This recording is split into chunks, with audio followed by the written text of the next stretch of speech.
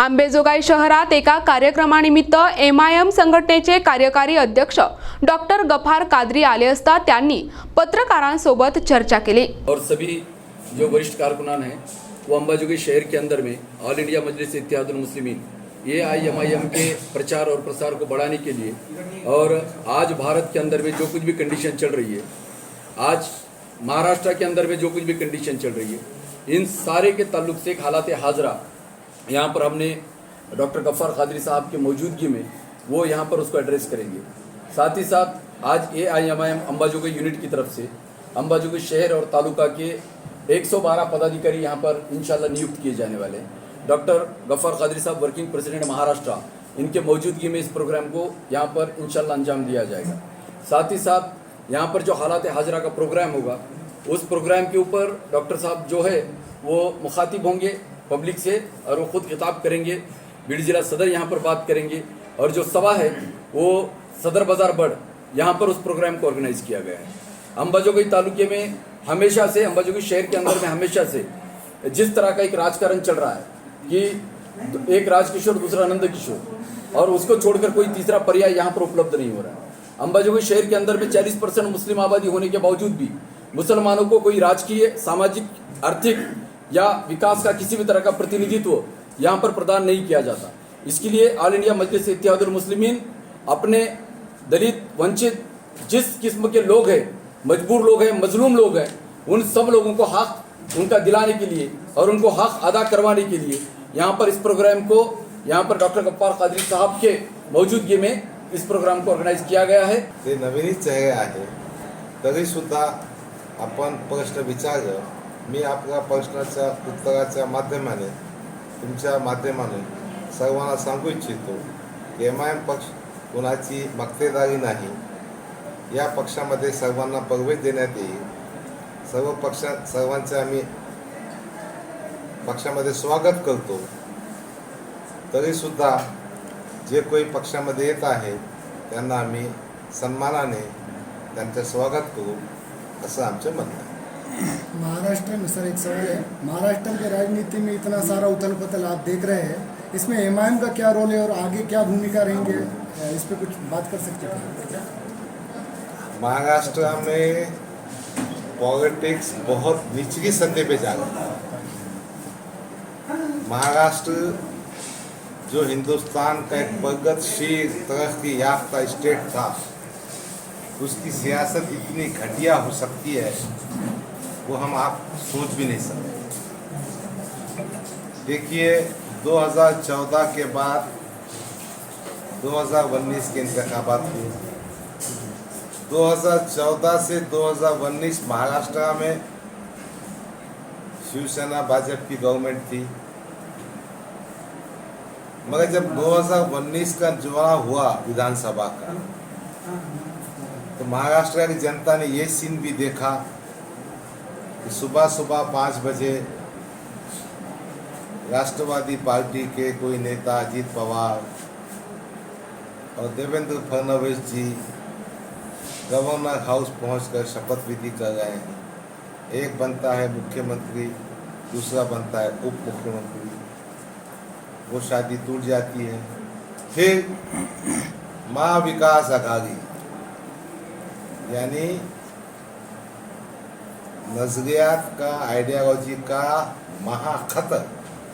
फिर शिवसेना की फूट, फिर NCP की फूट। तो महाराष्ट्र का जो सियासत का मामला है वो बहुत फूटा हुआ। हमारे क्या है, असेंबली में 2 MLA तो है। हमारे कायद बैरिस्टर असद अवैसी ने कहा था कि हम ना महाविकास आघाड़ी को सपोर्ट करेंगे ना युति सरकार को करेंगे।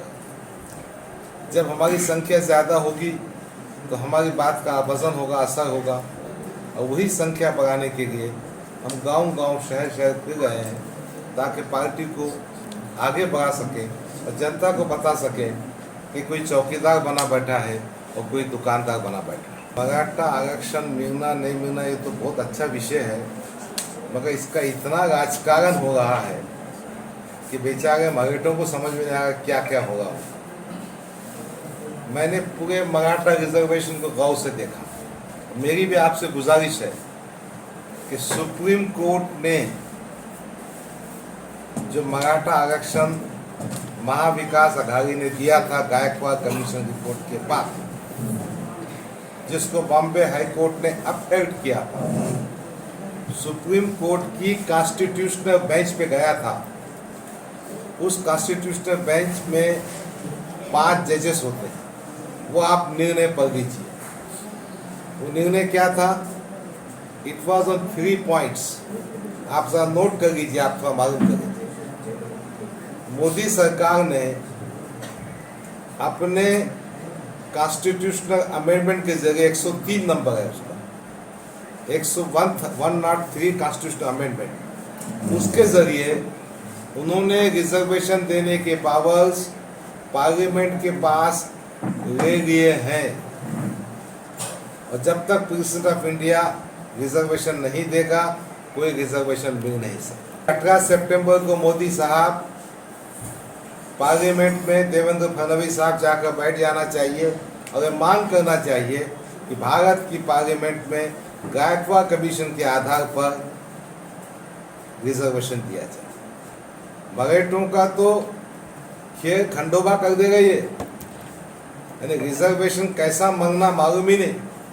और दूसरी बात यह है, मराठा समाज बहुत बड़ी संख्या में, उनको भावनात्मक करके उनके जज्बात का फायदा उठाने के लिए दोनों पार्टियां, महाविकास आघाड़ी हो या ये युति की हो, देवेंद्र फडणवीस जी, अजीत पवार जी और उनके सीएम साहब की, वो कोई संजीदा नहीं। तो मराठा को आरक्षण मिलना या नहीं मिलना, गायकवाड़ कमीशन की रिपोर्ट है, पार्लियामेंट में पास होना चाहिए। हमको मराठा रिजर्वेशन के बारे में कुछ नहीं कहना है। हमको तो कहना है कि बॉम्बे हाई कोर्ट ने कहा था मुसलमानों को 5% रिजर्वेशन मिलना चाहिए, हुकूमत ने उस पर सोचना चाहिए। मजलिस इत्तेहादुल मुस्लिमीन किसी के रिजर्वेशन के अगेंस्ट नहीं है, मगर हमको हमारा हक मिलना, उसके लिए हम जद्दोजहद करेंगे। या देशाच्या संविधान खाली रजिस्टर्ड आहे, संविधान मध्ये जे काही म्हटलेलं आहे त्यासाठी आम्ही वचनबद्ध आहे। दूसरा विषय असा आहे की मुसलमानांनी एम्पॉवरमेंट होऊ नये, त्यांच्याकडे सत्ता येऊ नये, तर आम्हाला तर पीटे म्हणतात। आता त्याचे उत्तर मग काय देऊ? 2014 मध्ये काही पार्लिमेंटची काही सीट गळवली होतो का आम्ही? एक तरी विधानसभा मध्ये काही 24 सीट गळवली होतो आम्ही, 288 होतं ना। अच्छा, 2019 मध्ये आम्ही किती पार्लिमेंटची सीट गळवली? एक, फक्त एक। कहीं झुकता है ना कोई उसको खरीद सकता है, किसी वजह से नहीं आ सके होंगे, उसको आप ये चश्मे से नहीं देख सकते कि किसी ने कोई कीमत अदा किया हो। मेरे नेता में, मेरी पार्टी में ये सबसे बड़ी क्वालिटी है, ना कहीं झुकता है ना कहीं बिकता है। नहीं बराबर है, मगर आए नहीं आए, कुछ तांत्रिक वजह हो सकती है। नहीं, 1 घंटा पहले इनको बोलते, कार्यकर्ताओं को बोलते हैं कि हम मैं आ रहे हो, मैं आ रहा हूँ, और तुम बोल रहे नहीं ऐसा कैसा? 5 किलोमीटर अंतर से हाँ? अंबाजोगाई हो सकता है वजह होगी। नहीं क्या अंबेजोगाई में आके कैसे कह रहे हैं? मैं आपको फिर कह रहा हूँ, आपके जहन में जो सवाल उठ रहा ना, हाँ, वाटा घाटी का, वो ऐसा सवाल हरगिज नहीं हो तुम ही बोले नहीं, झुकते नहीं ना कुछ नहीं करते, फिर अंबेजोगाई में आके सभा क्यों नहीं ली? मुझे जवाब देने नहीं है, तो मैं नहीं भी था उस वक्त, मुझे मालूमात भी नहीं है। मगर वो जो आपके जहन में सवाल आयन मौके पर यहाँ पे सभा का बहुत बड़ा ऐलान भी किया था, बहुत बड़ा मुझे मालूम भी नहीं, मुझे अंदाजा नहीं। Actually, पहले सभा उनकी रद्द हो गई। उसका जवाब मैं देता सर आपको। ऍक्च्युली एक मिनिट, वाटाघाटी असं काही प्रकार त्या ठिकाणी घडलेला नव्हता। MIM पक्षाला खरीदण्याची ताकद कुणामध्येही नाही, आणि इथले तर छोटे मोठे नेते जे आहेत, जे स्वतः एका तिकिटासाठी कुठंतरी कुणाकडे तरी पळतात, कधी पक्ष बदलतात, कधी काय करतात, हे लोक जे आहेत ना, हे लोक असदुद्दीन ओवैसी सारख्या नॅशनल सुप्रीमोला MIMच्या इंटरनॅशनल फिगर आहे असदुद्दीन ओवैसी साहेब आमचे, तर त्या राष्ट्रीय अध्यक्षाला आमच्या जे सेलिब्रिटी झालेले आहेत पूर्ण इंटरनॅशनली, त्या माणसाला खरीदण्याची ताकद कुणामध्ये नाही। परंतु त्यावेळेस राष्ट्रवादी आणि काँग्रेस सर टेक्निकल डिफिकल्टी आणि राष्ट्रवादी आणि काँग्रेसच्या वतीनं अप्रचार त्या पद्धतीचा केला गेला। परंतु ऍक्च्युली असं होतं की उस्मानाबाद मध्ये जे आहे नगराध्यक्ष पदाचं जे कॅन्डिडेट आहे, तो कॅन्डिडेट ऐन वेळेवरती त्या ठिकाणी काहीतरी त्याच्या तांत्रिक अडचणी निर्माण झाल्या होत्या, त्याच्यासाठी असदुद्दीन ओवैसी साहेबांनी अंबाजोगाईची सभा कॅन्सल करून तात्काळ ते अंबाजोगाईहून आपल्या इथली सभा कॅन्सल करून ते डायरेक्टली उस्मानाबादला गेले. त्याच्यामुळे अंबाजोगाईची सभा कॅन्सल झालेली. करो ना या फिर. देशामध्ये एमआयएमची सभा मोठ्या प्रमाणात होते. कुठे एमआयएमची सभा जेव्हा केव्हा होते सभा, मग महाराष्ट्रात असेल देशात कुठेही असेल, इतक्या मोठ्या प्रमाणात होते, पण त्या उपस्थित जनसमुदायाचं मतामध्ये रूपांतर वही होत नाही. देखो, राजकारण में हम मुसलसल कोशिश करते हैं. आमतौर पे हमारी जनता को, हमारे अवाम को हम समझाने की कोशिश करें. अभी तो कोशिश चलते रहती. एक ज़माना था भाजपा के 2 ही खासदार थे. एक ज़माना था वाजपेयी साहब, अडवाणी साहब इलेक्शन हार गए थे. ऐसा तो होता ना भाई, आप ऐसा मत समझिए. मगर इससे हम नाउम्मीद नहीं हैं. हम अपना मिशन, अपनी मूवमेंट, अपनी तहरीक को जनता के बीच में जाके बोलते हैं. अभी आप महाराष्ट्र का दौरा कर रहे हैं, महाराष्ट्र की हालत एमआईएम की कैसी है और किस तरह से आने वाले समय माइंड में? एक अच्छा फ्यूचर, एक विकल्प के तौर पर, एक अल्टरनेट के तौर पर. और सबसे बड़ी बात यह है, एक मुसलमानों की खुद की पार्टी, खुद की लीडरशिप. फिर वो लीडरशिप ना सिर्फ मुसलमानों की है, उपेक्षित की. आप मानो या ना मानो, दलित समाज की लीडरशिप की उतनी ताकतवर जैसी होना चाहिए. बाबा साहब अम्बेडकर की धरती, और यहाँ पर आज भी दलित, एसटीज, ओबीसीज परेशान हैं. तो हम ना सिर्फ मुस्लिम समाज की लीडरशिप करेंगे, मगर ये दलित समाज, ओबीसी समाज, उपेक्षित समाज. अगर महाराष्ट्र में हालत ये है, जिस पुलिस के खिलाफ हम भाषण करते हैं, उनकी तनख्वाहें कितनी देखे आपने? अरे उनकी तनख्वाहें इतनी कम है और ड्यूटी आवर्स इतने खराब है. मैं परसों बैठ के डिस्कस कर रहा था बैठ के कि अपने पार्टी के एजेंडे में क्या होना चाहिए. ये पुलिस महकमे को सबसे कम तनख्वाहें हैं और सबसे ज़्यादा ड्यूटी है. उनका कोई ख्याल नहीं करता. जबान पे लगाम दे, छाप दीजिए हमारी तरफ से.